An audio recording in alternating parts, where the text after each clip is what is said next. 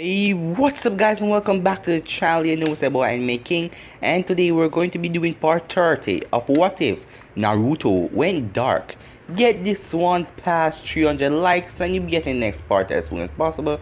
Comment down below and tell me what you think of this episode. Remember to share this to all of your friends on your social media platform, and without further ado, let's get straight into it. Play the intro.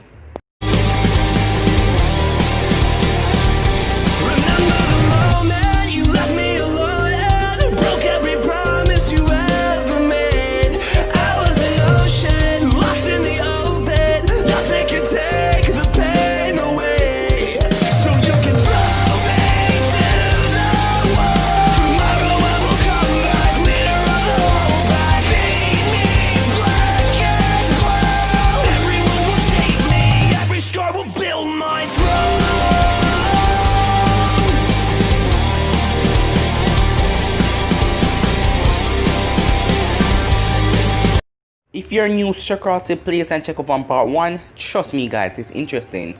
And if the first time you're hearing my voice or the first time you're seeing my channel, just take 5 seconds, please, just 5 seconds out of your time and click that subscribe button. It's not gonna cost you a dime, and turn on that bell notification to stay posted. So, let's get straight into it. The last time we left off, Naruto faced off against Lady Tsunami, completely wiping the floor with her. She then was contacted by Orochimaru, who wanted to make a deal to bring back 2 people she loved for her healing his hands that Naruto had messed up with his yokai. Naruto found out about this, and Orochimaru and Naruto was in an intense battle until Naruto flung Orochimaru down to the ground. After flying him straight up in the air, Orochimaru thought that he was going to die, but the Sound Force saved him. Orochimaru thought that he could get away now, and Naruto said, "Where do you think you're going, Snake Man?" as he headed down to the floor with incredible speed. So, let's get in the new part. Incoming, yelled Sakon, and they all jumped away as Naruto crashed into the ground where they once was. There was a very large and deep crater, surprising the Sound Force of Naruto's strength. "Who is this?" Kidamaru asked. Jiraiya then shout, "We need to get our asses out of here. Even Lord Orochimaru couldn't beat him. Let's go." They continued to run, but then someone jumped in front of the group. "Where are you all going?" Jiraiya asked, making them all go into shock and surprise. "Damn, it's a Toad Sage!" yelled Sakon. "Yeah," said Jiraiya. "Now hand over your leader and you all won't get hurt," said Jiraiya, feeling very confident that he can take on all of them. But the group got into a defensive stance around Orochimaru, ready to protect him from death. Suddenly, there was a loud crash behind them, and they looked back to see a crazy Naruto. "I said we aren't finished, so stop running," he said as he flew over and landed right behind them, merely 2 feet away from all of them. Orochimaru cursed. Jiraiya was in front of him, he was weaked out, and an insane powerful Jinchuriki was behind him. Which one should he choose and try to run away? "Push forward," yelled Orochimaru. Suddenly, Kidamaru jumped up in the air and made a web all around them, sticking Naruto and Jiraiya into it, caught the both of them off guard. But Naruto was able to slice it off with his wing, but Jiraiya was all wrapped up. As the group jumped over Jiraiya's head and continued to run away, Jirobo then turned around and saw that Naruto was still behind them. "He's still following us. What should we do?" said Sakon. "He's like a fox. What does fox like? Animal? Anything? Just get rid of that crazy beast behind us," said Orochimaru. Teyawaya had an idea. Back in Otto, she would play music for the wild animals and attract them. They mostly come in when she plays soft melodies. She got out her flute and started to play a melody. "Teyawaya, this isn't a game. Playing your flute will get you killed," yelled Kidamaru. But she still stayed and played her flute. Naruto was chasing after them when he heard something that calmed him instantly. What was that? He looked around. Teyawaya looked up at the flying Naruto. Naruto went on the ground and was hypnotized by the sound. It just sounded so good. Teyawaya saw that her plan was working. The others had stopped to see what she was just doing. And they all were surprised that this idiot plan really worked. Teiwaya started to back away from Naruto. He really was an animal, since his tone was based off the birds she heard in the morning, and it always made her feel good. She made it to the others and kept playing louder so Naruto could hear in the distance. The sound for Orochimaru and the unconscious Kabuto ran off to the woods, successfully getting away from the monster named Naruto. Menma, Mito, Shizune, Jiraiya and Tsunade looked on in shock. All it took was music to calm him down. Just some damn music? Why the hell didn't we think of that? Yelled Mito as she went over and waked Naruto from his trance. What? What was that? He said to himself.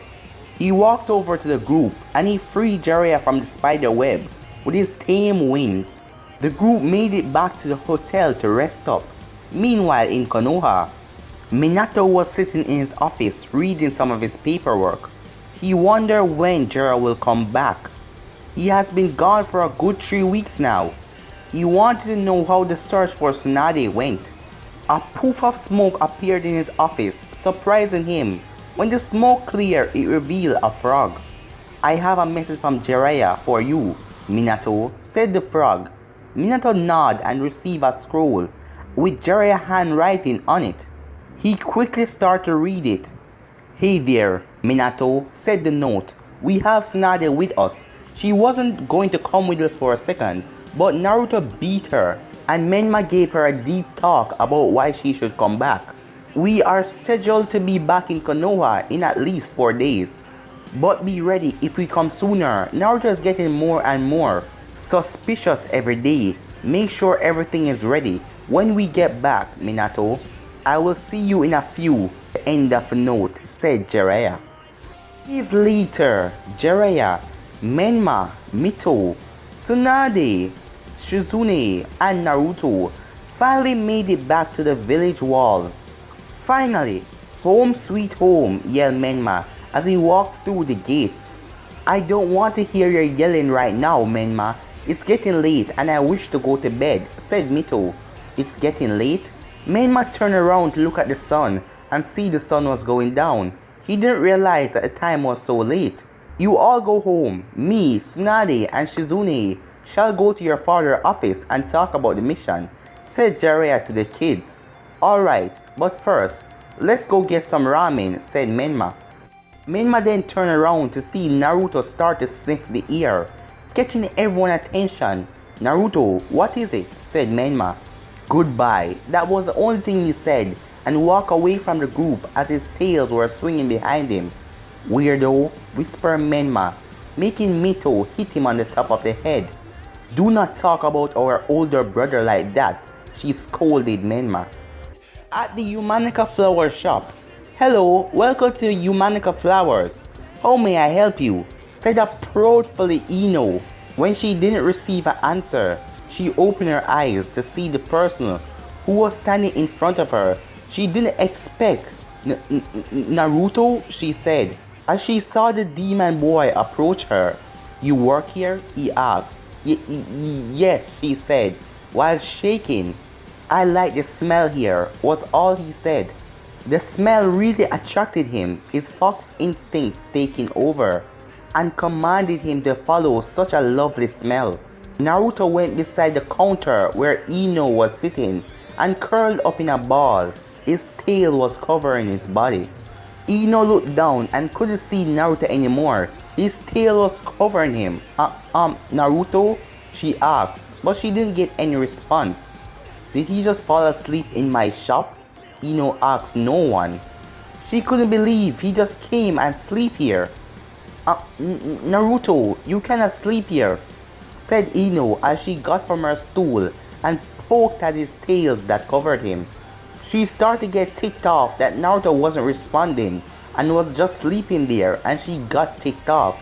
You cannot sleep here, Naruto, she yelled out. Naruto unwrapped himself quickly and bared his fangs at Ino, scaring the hell out of her. He released some of his demonic ki that really scared her even more. Be quiet, he said. As he lay down back on the floor and wrapped his tails around him, Ino was so close to peeing herself. She was really scared. Oh, okay, you can stay here, she said to him, but she didn't get any reply. The door opened up and Sakura came through the door. Hey, Ino, what's... Ino quickly shushed her. Shh, Sakura, Ino said. She didn't want Naruto to wake up again, seeing the next time he might kill her. What's wrong? Sakura asked, not noticing Naruto was just right there. Ino then pointed. Wait, is that Naruto? Ino then nodded. Yes, I don't know why he's here, said Ino. He just came here and asked if I worked here. I said yes. He said he liked the smell of here, and then he just curled up on the floor and went to sleep. Probably because of the aroma of the flowers. He has a sensitive nose and the flowers probably made him come here. Okay, then how do we get him out? I do not want him here, said Ino. He really scares me. Not possible, said Sakura. Even though he acts mature, when it comes to his fox instincts, he acts like a child. When he finds something he likes, he sticks with it. So, he's gonna live here from now on, said Sakura with a smile on her face as Ino looked pretty terrified. Well, damn it, he cannot stay here. I have to close up the shop, said Ino. Sakura ignored Ino as she walked up to Naruto and put her hands on the fur on his tails, and she gained a surprised look. They feel really good, said Sakura. She then went and leaned on the tail. It felt like a small soft heaven. Really? Ino asked. She has wondered how the tails felt too. She put her hands on his tails and ran through his furs like how Sakura did. Whoa, these really feel good, said Ino, agreeing with Sakura. The two continued to rub through his fur, and then they heard something. It was like purring. The both of them listened closely. Yes, it was. Aw, isn't that cute? Naruto is just like a little cat, said Sakura. Aw, he's really cute, said Ino, as she gained a warm smile on her face. Didn't you just say you wanted to leave? Asked Sakura with a grin. That was like 3 hours ago. Stop living in the past and look at him. He's purring for God's sake. What does that mean? I think he's really soft on the inside, said Ino. Trust me, he's not, said Sakura. But he can be, if someone teach him the right way, said Sakura as she continued to stroke Naruto's tails. The two were too caught up, rubbing Naruto's tails and everything, they didn't notice that Anvu walked in. What are you doing here? Asked the cat mask Anvu. Ino and Sakura stopped as they heard the voice behind them. Nothing, the both of them shouted. But then they put their hands over their mouth, forgetting they couldn't talk loudly because Naruto was sleeping. Were you guys violating that boy? The Anvu asked awkwardly. No, we were just giving a friend a belly rub, said Sakura with a smile. Well, the Hokage's been looking for the boy for 2 hours now, said the Anvu. What? Why? Sakura asked as she stepped in front of Naruto. She knew that what the Hokage had in plan for Naruto wasn't going to be good. That is information I cannot say. Can you keep him here with whatever you're doing? The Anvu asked. Yeah, sure, said Sakura. Okay, I shall leave. Just make sure that you don't get carried away what you two were just doing, said the Anvu. Sure, said Sakura as the Anvu left to go tell the Hokage where Naruto was. 2 hours earlier, Minato had talked to Tsunade and Shizune about taking over the hospital, which they agreed to. Once they left, Minato and Jiraiya was alone. Are you ready? Asked Jiraiya with a serious tone. Minato understood what he was talking about. Yes, everything is prepared for him to be put in the cell. Yes, everything is ready and he won't be able to get out. Where did you see him last? Said Minato. Well, we just split up. And Naruto sniffed something in the air and said goodbye. I do not know where he is now. So you have no idea where he is? Said Minato. None at all, said Jiraiya. Minato just huffed as he put his hands on his forehead. Let's just hope he's close to the Hokage's building. Present time in Konoha Street. Raya and Minato was followed by 25 envoys who were heading to the Yamanika flower shop. The large group finally made it to the shop and Minato looked through the glass door. "Aw, you're so cute and your tails are so soft," said Ino as she rubbed Naruto's tails. They were really soft. The two of them heard a knock on the door and saw the Hokage telling them to come outside. They stopped rubbing Naruto's tail and they went outside. "Hokage, what is going on?" said Ino. "I cannot tell you right now, but it depends on Naruto and we have to keep him asleep," said Minato. "Why do we have to do that? I don't know what you're up to, but it isn't any good," said Sakura as she looked at Minato. "Listen, I must get him sleep, regardless. I am your Hokage and you must listen to me," he said to Sakura, making her turn her head away in defense.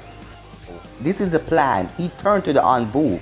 "We have to get Naruto out of here and bring him to the Hokage's building. We have to be silent at all times. If we wake him, we can end up being dead." "Sir," they whispered. The group of people entered the store and saw Naruto sleeping on his back, a little drool coming from his mouth. Minato silently picked up Naruto. "Ino," said Minato, "I need you to bring your plant with us." Naruto can still probably tell the differences of his surrounded by his sensitive nose, even while he's sleeping. By putting one of the most strongest and best selling plants here, maybe he won't notice the difference, said Minato. "Why don't you just teleport him to the Hokage building?" asked Ino. "Cause he may notice a chakra spike while sleeping. He is also a wind master. If he notices a change in wind, then he may wake as well," he explained. She nodded her head and got a weird looking plant off the shelf. "This is the one," she said. "Thank you, now let's go," he said. "That will be 3,000 yen, she said. "For a plant?" he almost screamed out. "This isn't just a regular plant, it is one of a kind. The color of its petal is unique and the smell and the taste." Okay, how much is it?" 3,000 yen, she repeated. "Cannot you lower the price?" he asked. "Hey, I'm running a business, not a charity case. Now cough up the cash," she said. As Minato grunted and put Naruto down, he went into his wallet and gave her the money. She smiled and put it in her pocket. "Alright, back to work," he whispered and picked Naruto up again. They softly went to the door, but Minato accidentally kicked the bell that is on the door. It rolled off and hit a stool. The stool fell down and hit one of the shelves, causing lots of plants to fall over and break in the process. Minato witnessed the damage and looked at his son. "He's still sleeping," said Minato, shocked and think Naruto will be awake. Ino looked at her shop in shock. Half of it was destroyed by one bell. She then turned and looked at Minato. "That would be 50,000 yen, she said. "God damn it," said Minato. He then quickly lowered his voice. Outside, after Minato made the envoy pitch in for the damage they caused, they finally made it outside. "Alright people, long steps from here on out. Make sure you make no noise," said Minato, getting a nod from everyone. They walked and walked quietly. It took them 3 hours. It was now midnight. The Hokage and his envoy finally made it to the Hokage building. Naruto hasn't waked yet. The plant they got from his shop was put right in front of his nose. Everything was going according to plan. "Alright people, next step, getting him inside," said Minato. Inside of Naruto mindscape, Kurama was holding a sleeping Naruto in her hands. They were currently in bed and Naruto was sleeping. She smiled as she looked at his sleeping face. Kurama then felt something was wrong. What was that? She said to herself as she felt her chakra get blocked for a second. Then Naruto's body faded out of the bed. Then he simply reappeared and he was awake. "What was going on?" said Naruto inside his mindscape. She looked around the seal. It started to change from the beautiful mansion to a sewer. It was like this the first time she and Naruto met. The seal was completely closed up, but she was the one who turned it into a beautiful mansion. Naruto quickly opened his eyes widely. Kurama-chan, what is going on? He asked. I don't know. How is this even She was cut off when chains came from the ground and wrapped Kurama all around, making her unable to move. Kurama, Naruto yelled as he ran up to her to try to get the chains off of her. Naruto then felt weak as he dropped to the ground. Naruto, are you okay? Said a now scared Kurama for Naruto. She couldn't help feel her power was leaving Naruto. It was like it's being blocked, slowly but surely. I can't move, he whispered out. Naruto then felt something try to pull him out of the mindscape. He then reached for Kurama's hand, which she grabbed with her own. Kurama, I cannot fight this, he said very weakly. Yes you can, Naruto. I cannot feel my yoke either, but we will find a way, I promise you, she said as tears went down her cheeks. The chains wrapped around her started to pull her back into the seal, back into the cage, made Naruto scream out. Kurama, hold on, he yelled, as he was still trying to reach her, but she was now gone, trapped back into the cell, as the chains were still on her, completely restricting her movements. Naruto then felt his eyes get heavier as his eyes closed. Naruto then opened his eyes in the real world, as his eyes opened to a dull place. He felt really drowsy and his body ached all over. He went to scratch his stomach, only to find that he couldn't move. He opened his eyes to reveal that chains were holding him down. His wrists were cuffed in chains that linked to the ground. His legs were held down by chains as well. He looked behind him to see that his tail seemed to be implanted into the ground. Metal lances held them inside the ground, making them unable to move at all. You're awake, said a voice he was all too familiar with. Naruto looked up to see the person he hated most in this world, Minato. He looked beside Minato to see Jiraiya, Kushina, and Danzo looking down at him. Where was all Naruto said. Oh, you are in a maximum security prison made by me. I couldn't have you walking around free. You already threatened that you will destroy Konoha. So, you'll be staying in here for now on, Naruto. Said Minato. I will escape, just like the last one you made for me. What's so special about this one? Said Naruto, with a glare on his face. Minato snapped his fingers and light went on in the area. Naruto looked around as the lights came on one at a time. He was inside a dome-like area. Inside were thousands of seals, all that absorb and block Yokai. Chains that he was bound to also had high-level seals on them. He felt weak. He wasn't able to even move his fingertips. That's how weak he felt. You won't leave this cell, said Danzo as he looked down at the boy. And just in case you do something we don't like, you will receive punishment. Like so, said Danzo as he ran through a couple of hand signs. The seal on Naruto's stomach started to glow purple and shot pain right into Naruto's stomach as he cried and yelled out in pain. He tried to do something, but he couldn't feel any of his strength. Danzo was smirking. Before relief, his hand signed and the pain stopped. And Naruto threw up a glob of blood out of his mouth. Naruto started to huff and puff from the pain. Naruto, said Minato, I had to do this. You said you were going to destroy Konoha. You said you were going to destroy the village. I won't let anyone try to harm it or the people inside.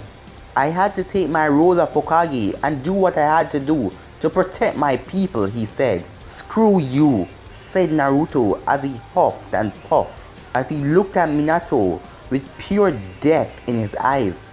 Naruto, just listen. If you don't do anything wrong, then maybe you will get out one day, said Kushina as she looked at Naruto to see the amount of pain he was in. I said, screw you, said Naruto again. Please understand, Naruto, I had to do this, said Minato with a serious look on his face. But on the inside, he felt pure pain for his son, as he still felt that he could have gone another way. But it was too late now. Naruto was already captured. You shall remain here until I deem fit that you can be released. There will be people to give you food and clean you daily. I will make sure they do the job right, said Minato as he gave Danzo a hard look, making Danzo nod his head. Minato then turned back to Naruto. Even through all of this, I just want you to know I still love you, my son, said Minato as he looked on Naruto. Naruto laughed as he kept laughing out in pure enjoyment. You still love me? This sure is a funny way to show your love. You made a big prison just for me, said Naruto as he gave Minato an insane smile. Goodbye, Naruto, said Minato as he and the group turned away as they began to walk down the hallway and walk away from Naruto. Trust me, I will get out of here, and when I do, I will kill you. I will kill you. I will kill you all. And you woman that said you're my mother, and those two damn siblings of mine, you think I'm a demon now?